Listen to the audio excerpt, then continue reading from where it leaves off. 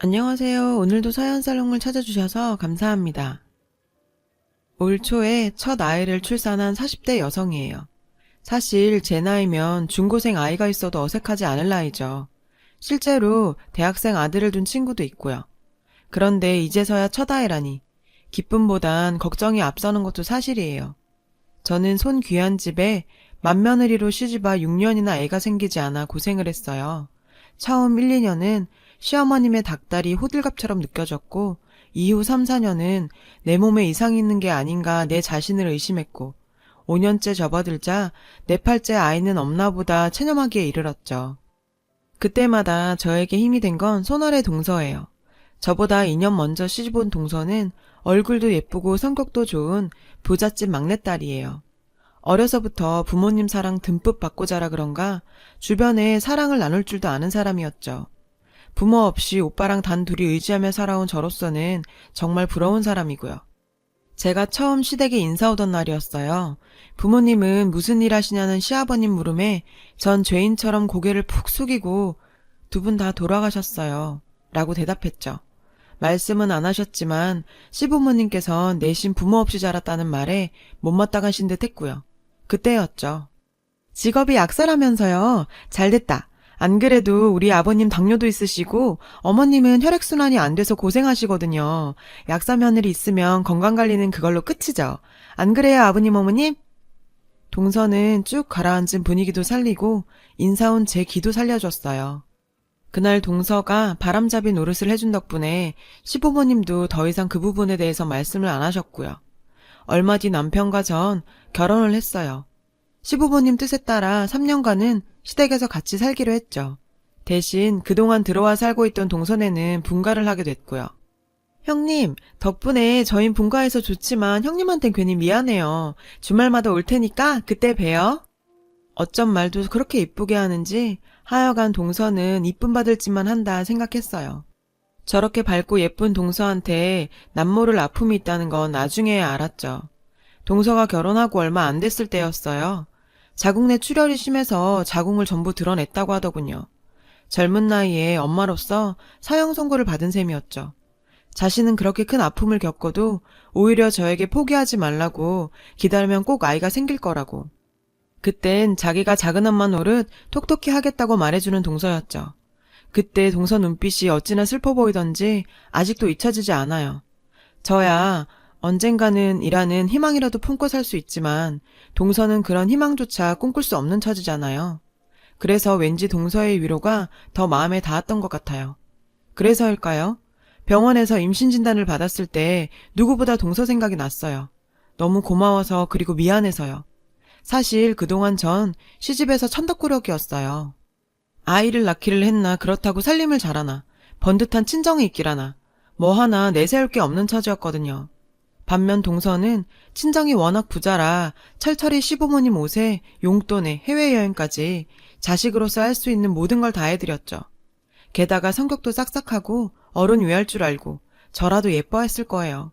그러니 시부모님 사랑을 독차지하는 것도 당연하고요. 그래서 그런 부분에 대해서 서운하다는 생각을 해본 적은 없어요. 근데요, 사람 팔자 시간 문제라고 하더니 동서에 치여 늘 찬밥 신세였던 제가 아들을 낳자 대접이 확 달라졌지 뭐예요. 큰애야, 넌 손에 물 묻히지 말고 들어가 쉬어라. 여기 일손이 없어. 몸 푸른 지 얼마나 됐다고 네 손까지 빌리겠니. 둘째 있으니까 걱정 말고 넌 들어가서 우리 집 장손 젖이나 물려라. 어서. 평소 같으면 감기 몸살로 열이 펄펄 나고 금방 죽을 것처럼 기침을 해도 들어가 쉬라는 말 한마디 안 하시던 시어머니께서 명절 음식 하던 중에 저보고 쉬라고 방에 들여보내주시지 뭐예요. 이건 뭐 완전 기적 같은 일이죠. 그렇게 아들 손주 노래를 하시더니 대접도 톡톡히 해주시더라고요. 아들 하나 낳았다는 이유만으로 저는 시어른들의 사랑을 독차지하게 됐죠. 하루아침에 확 달라진 맏며느리 위상에 지금껏 부엌일에서 열애였던 동서는 저 대신 명절 음식을 하게 됐고요. 동서한텐 좀 미안하더라고요. 근데 이런 호의가 두려워지기 시작했어요. 그동안 좋았던 동서와의 사이에 조금씩 균열이 가기 시작했거든요. 평소 저희 집 문턱이 닳도록 드나들던 동서가 몇 달째 코빼기도 안 보이는 거예요. 집에서 살림만 하는 사람이라 바쁠 일도 없는데 말이죠. 그래서 무슨 일 있나 동서한테 전화를 했는데 글쎄 시누이가 받지 뭐예요. 동서랑 같이 브런치 먹으러 나왔다며 은근히 친분을 과시하더라고요. 들어보니 그 몇 달 동안 둘이 붙어 다녔던 모양이에요. 기분이 이상했어요. 여자의 직감이랄까요? 뭔가 동서가 나랑 불편해진 관계로 인해 시누이를 사이에 끼우는 게 아닌가 하는 생각이 들었거든요. 그리고 얼마 뒤 황당한 일이 일어났어요. 아가씨, 그게 무슨 말이에요? 우리 애가 누구 아들이냐뇨? 그 말은 내가 밖에서 남의 씨라도 받아왔단 소리예요? 네? 시누이가 뜬금없이 우리 애가 자기 오빠에 맞냐는 거예요. 미친 것도 아니고. 언니, 내 말은 그런 게 아니라, 솔직히 오빠랑 하나도 안 닮았잖아요. 작은 언니가 봐도 그렇죠? 안 닮았잖아. 그래서 그런 거지, 누가 뭐래요? 기가 막혀서. 생각 같아선 뺨이라도 한 대 치고 싶은 심정이었지만, 그랬다간 오히려 분란일까봐 꾹 참았습니다. 에이, 아가씨, 그 말은 좀 그렇다. 형님 몰라서 그래요. 어떻게 그런 의심을 해? 그 말은 지금 사과하세요. 형님한테 큰 실례한 거예요. 동서 말에 신우이는 미안하다며 꼬리를 내렸어요. 솔직히 표정은 하나도 안 미안한 표정이었죠. 신우이가 가고 나자 동서가 그러더군요. 형님, 아가씨 저러는 거 너무 미워하지 마세요. 요즘 서방님이 아가씨 힘들게 하나 봐요, 여자 문제로. 시댁에서 애 안 갖내고 타박인데 남편은 밖으로만 돌고 죽을 맛인가 봐요. 하늘을 봐야 별을 따지. 그러니 형님이 이해 좀 해주세요. 저도 애 때문에 미움받았던 처지라 그 말을 듣고 나니 남일 같지 않더라고요. 그래서 그냥 넘기기로 했죠. 그러던 어느 날이었어요. 친정울케한테 전화가 왔더라고요. 어머, 언니 웬일이세요? 오빠랑 수연이, 수민이 잘 있죠? 네? 그게 무슨 소리예요? 올케가 떨리는 목소리로 저 좀 보자고 하더라고요. 그래서 퇴근한 남편한테 애를 맡기고 오빠네로 건너갔어요. 제가 결혼하기 전까지 오빠네랑 같이 살았거든요. 독립해 살겠다는 걸 올케가 그럴 거 없다고, 없는 식구에 떨어져 살 게 뭐냐고 절 데리고 있어줬어요. 제가 시집 갈 때 혼수도 올케가 따라다니며 하나하나 다 골라줬고요. 저한텐 친정엄마 같은 사람이죠. 그런데 아가씨, 저요 정말 믿고 싶지 않아요. 그러면서도 아가씨를 이렇게 부른 건 확인을 해야 더 이상 의심 없이 아가씨랑 그 일을 볼 수 있을 것 같아서예요. 올케는 누런 우편 봉투를 저에게 내밀었어요. 저랑 오빠가 다정하게 있는 모습들이 찍힌 사진들이었죠. 식당에서, 카페에서, 백화점에서 등등 제 눈에는 이상할 게 없는 사진이었어요. 전부터 오빠랑은 자주 만나서 밥도 먹고 차도 마시고 쇼핑도 했으니까요. 근데 이런 식으로 보게 되니 마치 우리 남매가 불륜이라도 저지르는 사이처럼 보이기도 했어요. 어떤 시각으로 보느냐에 따라서 말이죠. 지난달에 모르는 번호로 문자가 왔어요. 그이랑 아가씨가 그렇고 그런 사이라고. 신종 스팸 문자거나 보이스피싱 같은 게 아닐까 생각했죠. 근데 같은 내용의 문자가 계속해서 오더라고요. 그러다 이 사진까지 집으로 왔고요. 솔직히 무서웠어요. 그이랑 아가씨 사이가 이걸 보낸 사람 말처럼 그런 사이일까봐 그런 게 아니라 내가 두 사람을 의심하고 있다는 그 사실이 무서웠어요. 올케는 두 손으로 얼굴을 감싸쥐고 한참을 울었어요. 전 너무 기가 막혀서 뭐라고 대꾸도 못하고 멍하게 앉아 있었죠. 한순간에 사람 이상해지는 건 일도 아니구나 싶었어요. 도대체 누가 무슨 억하심정이 있길래 우리 남매를 이렇게 갈갈이 찢어놓나 생각했죠. 궁금했어요. 도대체 누군지. 그 길로 전 집으로 돌아와서 기간에 아이와 남편의 친자 확인 유전자 검사를 의뢰했어요. 물론 남편의 동의 하에 말이죠. 남편은 도대체 무슨 일이냐며 의아해했죠. 그럴 만도 하죠. 이런 경우 검사를 의뢰해도 남자 측에서 하지 여자 측에서 하는 일은 없으니까요. 전 일단 날 믿고 따라와 달라고 부탁했어요. 조만간 다 얘기해주겠다고요. 남편은 더 이상 묻지 않더군요. 검사 결과는 일주일 뒤에 나온다고 해서 그 사이 전 이번 사건의 주모자를 밝히기 위해 사설업체에 조사를 의뢰했어요. 올케한테 받은 사진과 문자를 보낸 전화번호를 업체에 넘겼죠. 빠르면 며칠 내에도 가능하지만 경우에 따라선 시간이 많이 걸릴 수도 있다고 하더군요. 비용은 기간에 따라 달라진다고요. 전 비용은 상관없으니까 도대체 누구 짓인지 확실히 밝혀달라고 했어요. 그렇게 피마르는 시간이 시작됐고 아무것도 손에 잡히지 않았죠. 일주일 뒤 친자 확인 검사 결과가 나왔어요. 당연히 남편과 내 아들은 친자 확률 99.9998%로 나왔죠. 전 검사 결과지를 들고 오빠네로 갔어요. 올케는 검사지를 받아들곤 아무 말도 못하더군요. 언니, 저 이거 언니한테 따지려고 검사한 거 아니에요. 오히려 그 반대예요. 언니랑 나 그냥 올케랑 신우이 사이 아니잖아요. 그런 우리 사이를 깨놓으려고 한 그 인간 잡으려고 검사한 거예요. 지구 끝까지라도 쫓아가서 잡을 거예요. 그래서 자기가 무슨 짓을 한 건지 똑똑히 보여주고 그 대가 톡톡히 치르게 할 거예요. 그러니까 언니도 언니 자신을 탓하지 마세요. 가해자는 따로 있는데 왜 피해자들끼리 스스로 상처를 받아요? 언니도 나도 피해자예요. 그러니까 나한테 미안해하지도 말고 스스로 자책도 하지 마세요. 알았죠? 올케는 제 말에 한참을 울더군요. 그 모습에 더 화가 났어요. 왜 우리가 이런 말도 안 되는 일에 휘말려야 되는지 기가 막히고 억울하고 분통이 터졌어요.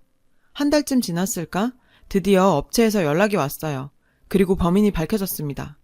결혼 전부터 남자 관계가 복잡했다더라고요. 불법으로 중절 수술도 수차례 받았고 그 후유증으로 자궁 적출 수술까지 받으셨고요. 악마는 웃는 얼굴로 온다더니 그 말이 딱 맞았어요. 절 막장 드라마의 주인공으로 전락시킨 장본인은 늘 제 곁에서 웃는 얼굴로 절 아껴주던 동서였어요. 믿는 도끼에 발등 찍힌다고 동서가 저한테 이럴 줄은 정말 몰랐어요. 솔직히 전 내심 아가씨를 의심하고 있었거든요. 근데 그 아가씨네 얘기도 다 동서가 지어낸 얘기더라고요. 동서는 어디 하나 맘붙일 곳 없던 집에서 유일하게 제가 의지할 수 있는 사람이었어요. 오빠 말고는 피부치가 없는 저에겐 친동생만큼 각별한 사람이었다고요. 그런데 어떻게 나한테 이럴 수 있는 거죠? 대포폰을 이용해 올케한테 지속적으로 문자를 보내고 업체에 의뢰해 오빠 제가 함께 있는 사진을 찍고 그걸 또 오빠네 집에 보내고 아가씨한테 내 아이가 내 남편이 아닌 다른 사람 아이인 것처럼 바람을 넣고 날 이렇게 기만할 수가 있는 거죠? 도저히 용서할 수가 없었어요. 그래서 동서의 본 모습을 모든 사람 앞에서 까발려주기로 결심했어요. 그리고 얼마 뒤 할아버님 제사가 있는 날이었어요.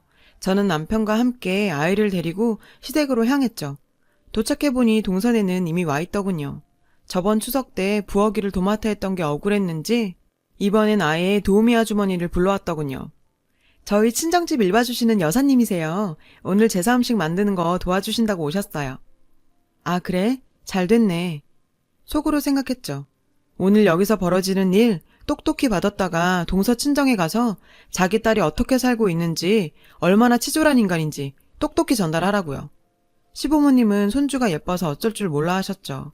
동서는 말로는 귀엽다 예쁘다를 반복하면서도 단 한 번도 내 아이를 안아주진 않았어요. 그러고 보니 지금껏 단 한 번도 아이를 안아준 적이 없었죠. 동서, 우리 애 누구 닮은 것 같아? 네? 그게 무슨 말씀이세요, 형님? 아버님, 어머님, 우리 근석이 누구 닮은 것 같으세요? 누가 그러는데 우리 그이가 아니라 저희 친정오빠 닮았다고 그러더라고요. 저희 오빠애 아니냐고요. 어머님, 아버님 보시기에도 그런가요? 제 말에 시어머니께서 펄펄 뛰셨죠. 어느 미친 인간이 그딴 소리를 해. 아가리를 확 찢어버릴라.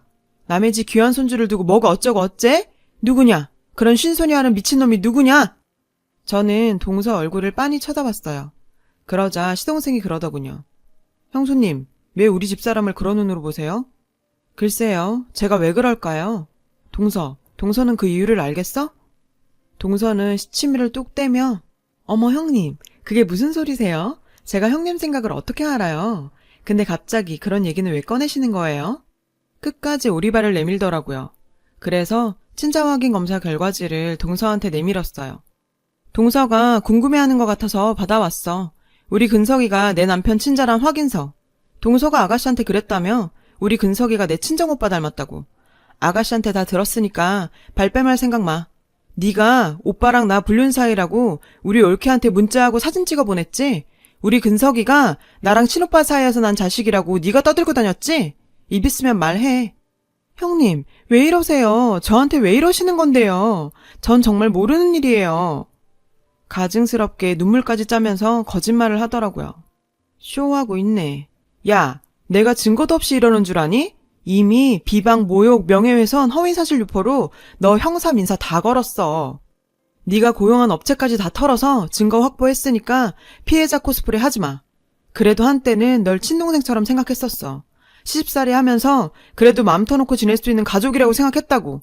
근데 가족은 무슨. 난 너랑 차별받으면서도 한순간도 너 미워한 적 없었어. 근데 어떻게 네가 나한테 이럴 수 있니? 내가 너한테 뭘 그렇게 잘못했다고. 말해봐, 말해보라고. 그제야 동서는 표정이 싸늘하게 변하더니 본색을 드러내더군요. 아씨, 멍청한 줄 알았는데 제법이네. 왜냐고? 쓸모가 없어졌으니까. 애초에 내가 널 이 집에 들이게 한 건 날 돋보이게 하기 위해서였어. 넌 그냥 내 들러리로 살면 되는 건데 네가 애를 낳았잖아.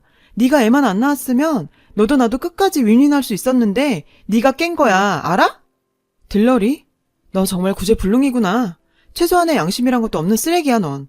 차라리 잘 됐다. 네가 조금이라도 반성하는 기미가 보였다면 내가 흔들렸을지도 모르거든.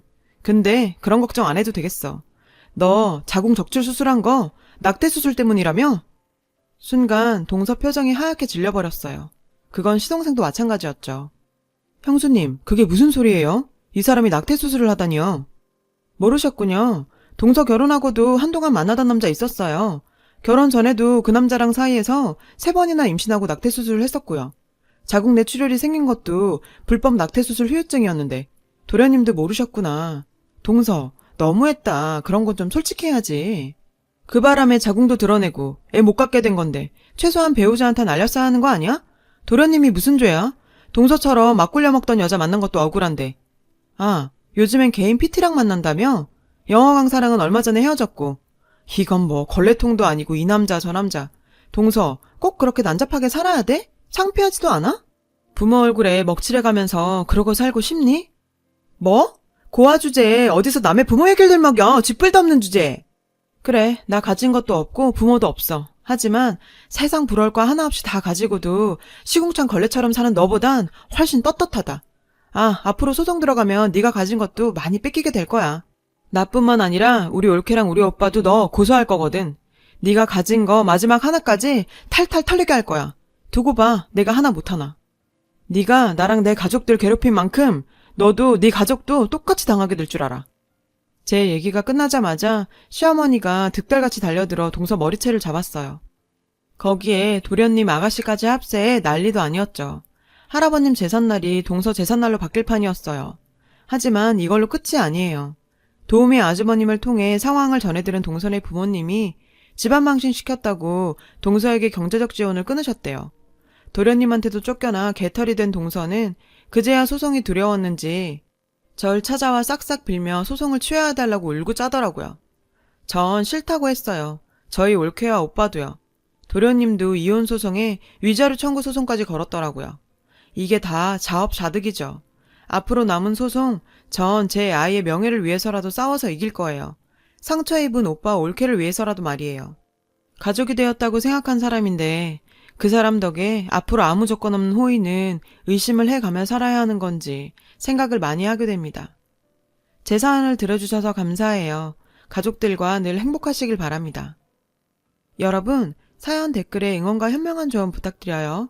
좋아요와 구독은 저에게 큰 힘이 됩니다. 오늘도 좋은 일 가득하세요.